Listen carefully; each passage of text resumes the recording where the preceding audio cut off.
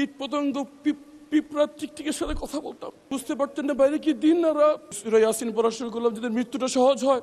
আমি এখানে দাঁড়িয়ে আছি একটি অন্ধকার ঘর থেকে ফিরে এসে, যেখানে আমার মতো আরো ছিল না, আমাদের কীট পতঙ্গ পিঁপড়া টিকটিকের সাথে কথা বলতাম, বাইরে বুঝতে পারতেন না বাইরে কি দিন না রাত।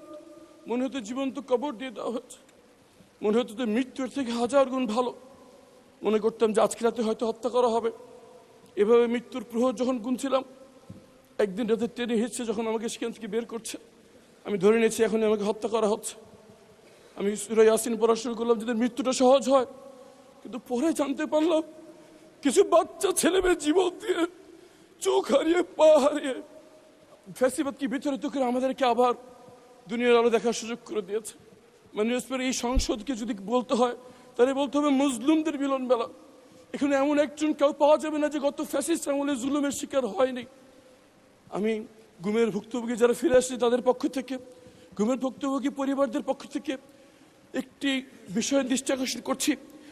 আমরা স্তম্ভিত হয়ে লক্ষ্য করছি আমাদের সাথে যা করা হয়েছে, এই জুলুম যদি এই বাংলার মাটিতে আর কোনোদিন না হয় সেই নিশ্চিত করার জন্য যে দুটি আইন করা হয়েছিল, গুম প্রতিকার এবং প্রতিরোধ আইন এবং মানবাধিকার কমিশন আইন, বিশেষ কমিটি এই আইনগুলো বাতিলের সুপারিশ করেছে। মাননীয় স্পিকার, কেমন করে যে নিজের গুমের শিকার ভুক্তভোগী,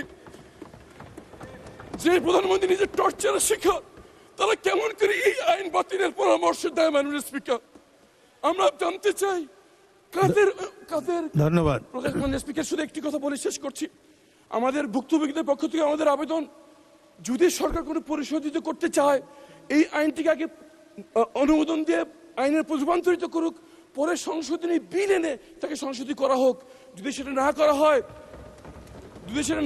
হয় 12 তারিখ এই আইনটি বাতিল হয়ে গেলে 13 তারিখ গুমের কোনো সংজ্ঞা থাকবে না। ধন্যবাদ।